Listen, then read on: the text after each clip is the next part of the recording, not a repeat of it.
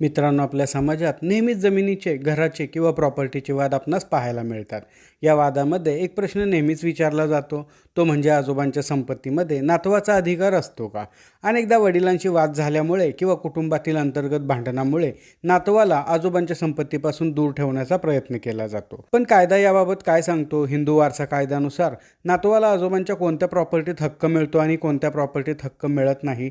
आजच्या व्हिडिओमध्ये आपण या विषयाचे सर्व कायदेशीर पैलू अगदी सोप्या भाषेमध्ये समजून घेणार आहोत. जर तुम्ही देखील तुमच्या कुटुंबातील प्रॉपर्टीच्या हक्कांबाबत संभ्रमात असाल तर हा व्हिडिओ शेवटपर्यंत नक्की पहा. त्याचबरोबर तुम्हाला आमच्यातर्फे कायदेविषयक सल्ला घ्यायचा असेल तर स्क्रीनवर दिसत असलेल्या मोबाईल नंबरवर व्हॉट्सॲप मेसेज करून तुम्ही कॉल बुक करू शकता. त्यासाठी नाममात्र सल्ला फी आकारली जाईल. मित्रांनो, आजोबांच्या प्रॉपर्टीमध्ये नातवाचा हक्क समजून घेण्यापूर्वी आपल्याला मालमत्तेचे दोन मुख्य प्रकार समजून घेणे अत्यंत गरजेचे आहे. कारण तुमचा हक्क हा प्रॉपर्टी कोणत्या प्रकारची आहे यावरच ठरतो. पहिला प्रकार म्हणजे वडिलोपार्जित प्रॉपर्टी. वडिलोपार्जित संपत्ती म्हणजे अशी संपत्ती की जी तुमच्या आजोबांना त्यांच्या वडिलांकडून, पणजोबांकडून किंवा खापर पणजोबांकडून मिळालेली आहे.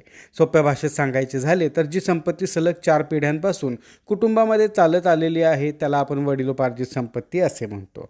आणि दुसरा प्रकार म्हणजे स्वतः कमवलेली संपत्ती म्हणजे स्वकष्टार्जित प्रॉपर्टी. स्वतः कमवलेली संपत्ती म्हणजे आजोबांनी स्वतःच्या पैशाने नोकरी करून किंवा व्यवसाय करून किंवा स्वतःच्या कष्टाने खरेदी केलेली जमीन, घर किंवा मालमत्ता. तसेच जर आजोबांना एखाद्या व्यक्तीने बक्षीसपत्राद्वारे किंवा मृत्यूपत्राद्वारे वैयक्तिकरित्या एखादी प्रॉपर्टी दिलेली असेल तर ती देखील त्यांची स्वतः कमवलेली प्रॉपर्टी मानली जाते, म्हणजेच त्यांची स्वकष्टार्जित प्रॉपर्टी मानली जाते. आता आपण पहिल्या आणि सर्वात महत्त्वाच्या मुद्द्याकडे वळूयात की वडिलोपार्जित संपत्तीमध्ये नातवाचा अधिकार येतो का आणि कधी येतो. हिंदू वारसा कायद्यानुसार जर आजोबांची संपत्ती ही वडिलोपार्जित असेल तर त्या नातवाला त्या संपत्तीत जन्मापासून म्हणजेच बाय बर्थ अधिकार मिळतो. यासाठी आजोबांच्या किंवा वडिलांच्या संमतीची वेगळी अशी गरज नसते. येथे एक गोष्ट ही देखील लक्षात घेण्यासारखी आहे की वडिलोपार्जित संपत्तीमध्ये आजोबा, वडील आणि नातू या तिघांनाही अधिकार असतो. आजोबा जिवंत असताना सुद्धा नातू या संपत्तीमध्ये स्वतःचा हिस्सा मागू शकतो आणि कोर्टात धाव घेऊन वाटपासाठी दावा देखील दाखल करू शकतो. आजोबा किंवा वडील नातवाला या संपत्तीतून बेदखल देखील करू शकत नाही आणि जर आजोबांनी ही संपत्ती कोणाला तरी विकण्याचा प्रयत्न केला तर नातू त्याला दिवाणी न्यायालयामध्ये दावा दाखल करून कायदेशीररित्या आव्हान देखील देऊ शकतो. आता पाहूयात दुसरा प्रकार की आजोबांची स्वतः कमवलेली संपत्ती म्हणजे स्वकष्टार्जित संपत्ती. येथे नियम पूर्णपणे बदलतात. जर आजोबांनी स्वतःच्या कष्टाने एखादी प्रॉपर्टी घेतलेली असेल तर त्या प्रॉपर्टीवर फक्त आणि फक्त आजोबांचा संपूर्ण अधिकार असतो. ते जिवंत असेपर्यंत नातू किंवा वडील त्या संपत्तीवर कोणताही दावा करू शकणार नाहीत.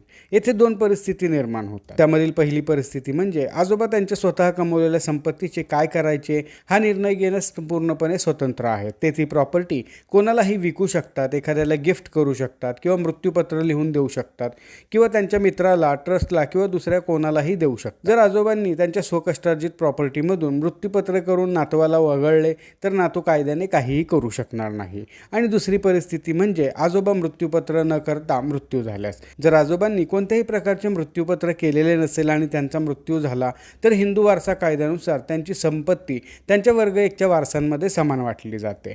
वर्ग 1च्या वारसांमध्ये आजोबांची पत्नी म्हणजेच आजी, त्यांची मुले म्हणजेच तुमचे वडील आणि काका आणि मुली म्हणजेच आत्या यांचा समावेश होतो. अशा वेळी जर नातवाचे वडील जिवंत असतील तर प्रॉपर्टी वडिलांच्या नावावर होते. थेट नातवाला ती मिळत नाही. पण दुर्दैवाने जर नातवाचे वडील आजोबांच्या आधीच वारलेले असतील तर मात्र वडिलांच्या वाट्याची जी काही संपत्ती असेल त्यावर त्या नातवाचा पूर्ण कायदेशीर अधिकार राहतो. या ठिकाणी आणखीन एक महत्त्वाचा बदल आपण समजून घेतला पाहिजे. अनेक लोकांना असे वाटते हा अधिकार फक्त नातवाला मिळतो, नातीला नाही, तर हे संपूर्णपणे चुकीचे आहे. 9 सप्टेंबर 2005 रोजी हिंदू वारसा कायद्यात एक ऐतिहासिक सुधारणा करण्यात आली. या सुधारणेनुसार कौटुंबिक आणि वडिलोपार्जित संपत्तीमध्ये जे जे अधिकार मुलाला आहेत ते सर्वच्या सर्व अधिकार मुलीला देखील देण्यात आलेले आहे. म्हणजेच जर वडिलोपार्जित संपत्ती असेल तर जसा नातवाला जन्माने हक्क मिळतो तसाच नातीला देखील जन्माने समान हक्क मिळतो. लग्नानंतरही नातीचा हा हक्क संपत नाही. त्यामुळे कायदा मुलगा आणि मुलगी किंवा नातू आणि नात असा कोणताही भेदभाव करत नाही. आता हा विषय पूर्णपणे समजण्यासाठी काही महत्त्वाच्या गोष्टी आपण थोडक्यात जाणून घेऊयात ज्या तुम्हाला न्यायालयात किंवा कायदेशीर व्यवहार करताना कामी येतील.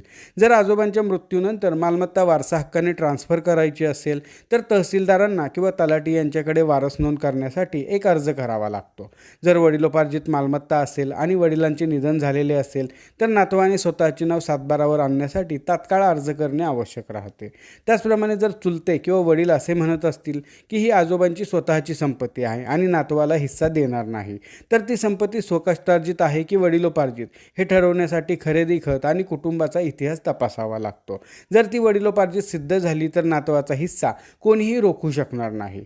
संपूर्ण व्हिडिओचा सार पाहिला तर आपल्या हे लक्षात येईल की वडिलोपार्जित मालमत्ता असेल तर नातवाचा आणि नातीचा जन्मापासूनच पूर्ण हक्क असतो. आजोबा किंवा वडील तो हिस्सा नाकारू शकत नाही किंवा तो हक्क देखील नाकारू शकणार नाही. त्याचप्रमाणे स्वतः कमवलेली मालमत्ता असेल तर आजोबा जिवंत असेपर्यंत कोणाचाही हक्क नसतो. ते वाटेल त्याला ती संपत्ती देऊ शकतात. आणि जर स्वतः कमवलेल्या संपत्तीत आजोबांनी मृत्यू केले नसेल आणि वडिलांचा आधीच मृत्यू झाला असेल तरच नातवाला हिस्सा मिळतो. आजच्या या व्हिडिओमध्ये तुम्हाला नातवाचा आजोबांच्या संपत्तीतील हिस्सा या विषयावर संपूर्ण आणि स्पष्ट माहिती मिळाली असेलच. मालमत्ता कायदा, सातबारा उतारा आणि महसूल न्यायालयाच्या अशाच क्लिष्ट विषयांसाठी, त्याचप्रमाणे दिवाणी न्यायालयाच्या क्लिष्ट विषयांना सोप्या भाषेमध्ये समजून घेण्यासाठी आमच्या लॉ ट्रेझर मराठी या चॅनेलला नक्की सबस्क्राईब करा. आजच्या व्हिडिओमध्ये आपण येथेच थांबणार आहोत. पुन्हा भेटू अशाच एका माहितीपर व्हिडिओमध्ये. तोपर्यंत नमस्कार.